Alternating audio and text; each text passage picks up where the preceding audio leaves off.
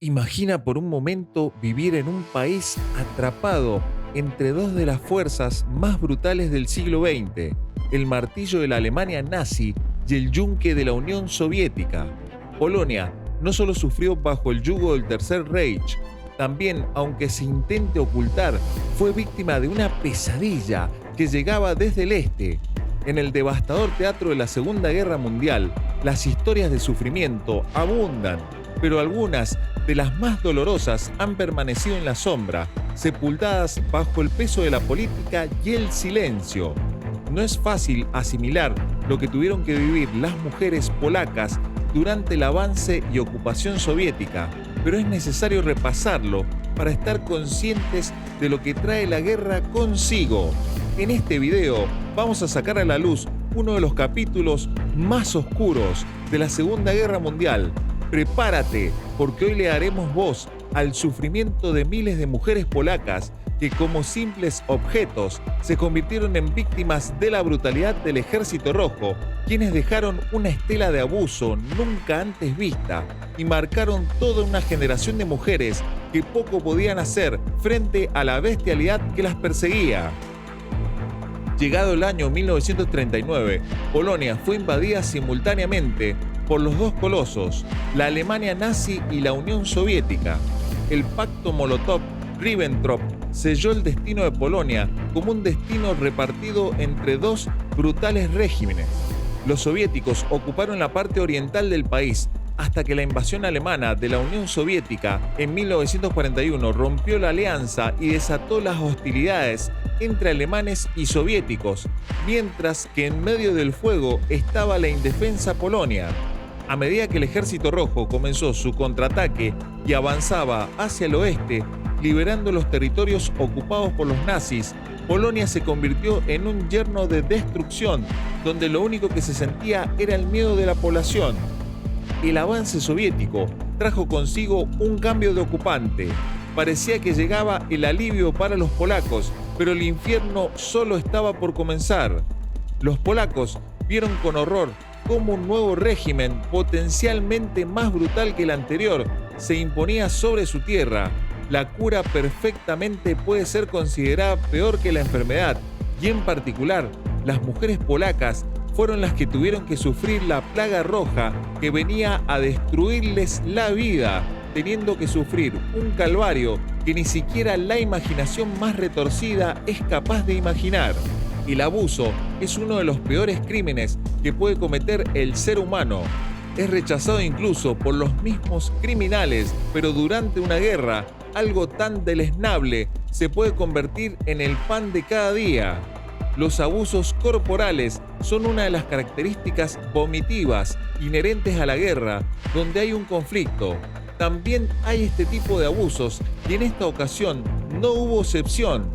A medida que el Ejército Rojo liberaba territorio polaco de la ocupación nazi, las tropas soviéticas, en su mayoría desorganizadas y a menudo descontroladas por la ebriedad y los trastornos que les dejó el combate, se aprovechaban de las mujeres que se encontraban a su paso, no importa la edad que tuvieras, bien sea 20, 12 u 80 años. Si tu género era femenino, tenías pocas opciones de mantener tu dignidad ante aquellos hombres cegados por la necesidad y el frenesí de la guerra. Cristina tenía 25 años y estaba esperando su primer hijo cuando las tropas soviéticas llegaron a su pueblo a las afueras de Varsovia. Mi esposo había fallecido, estaba sola. Un grupo de amigas y yo nos reuníamos en un cobertizo para escondernos, pero los soldados no se detenían hasta obtener lo que querían. Uno de ellos se llevó a mi mejor amiga delante de mí. Grité, pero no había nada que pudiera hacer. Era un horror que no se podía detener.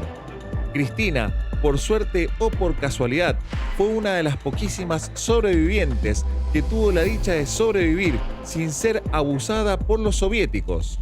Se estima que el 90% de las sobrevivientes no tuvo la misma suerte. Todas fueron abusadas, dejando una cifra alarmante y terrorífica. Toda una epidemia de abuso físico que acabó con la integridad de una nación entera. En Cracovia, por ejemplo, las mujeres no estaban seguras ni siquiera en hospitales o en escondites.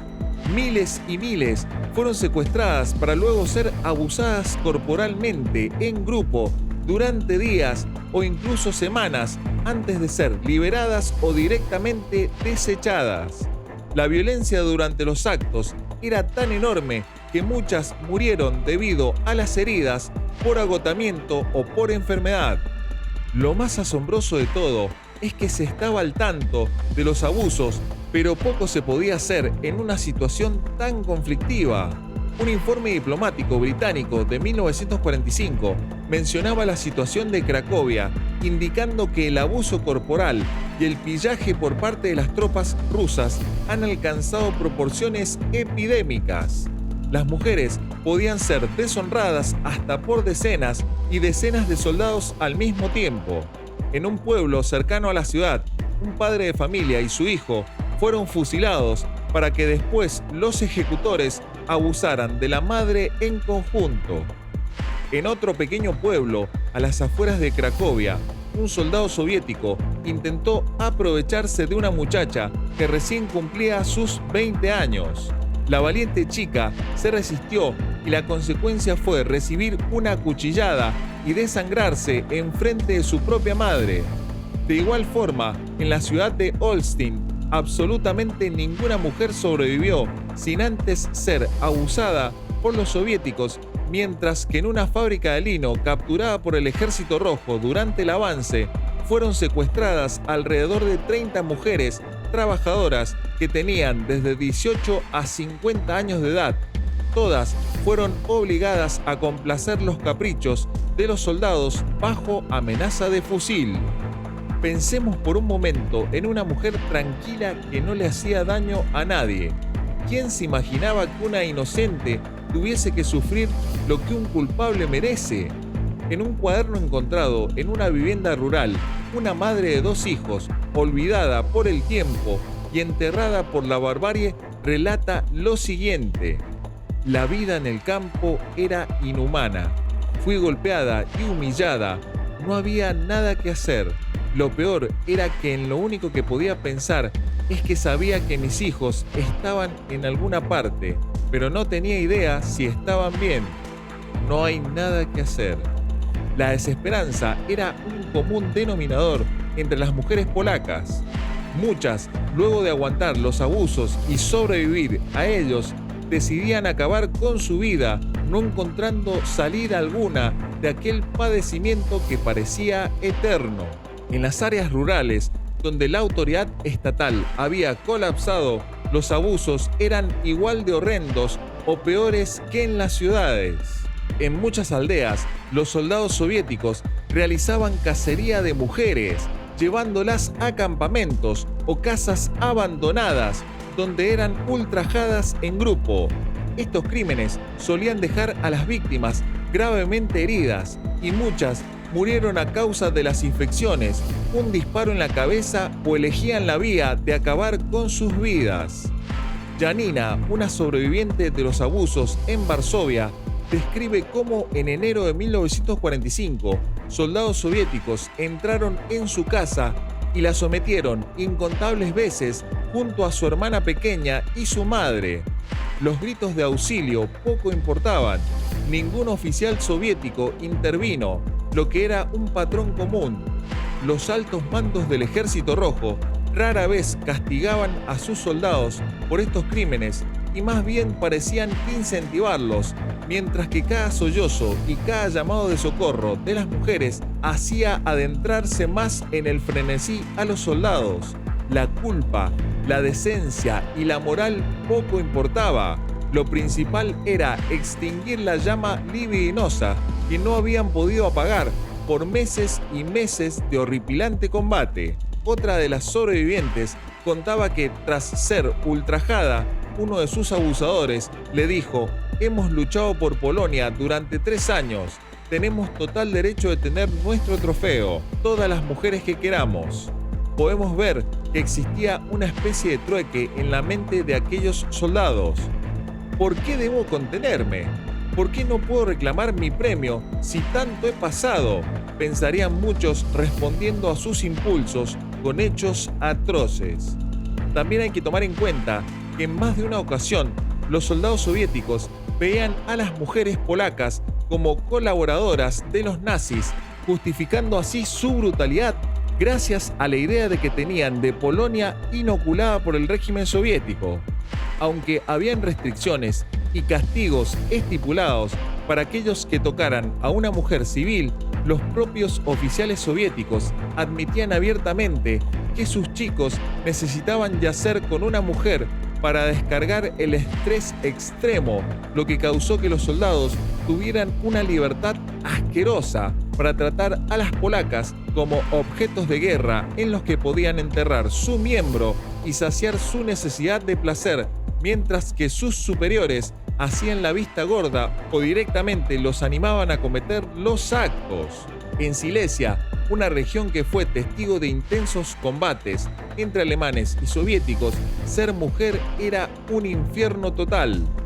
Una mujer sobreviviente de esa región relató que fue ultrajada por varios soldados soviéticos y cuando trató de huir fue disparada en la pierna como castigo por resistirse y luego repitieron las fechorías con la mujer herida.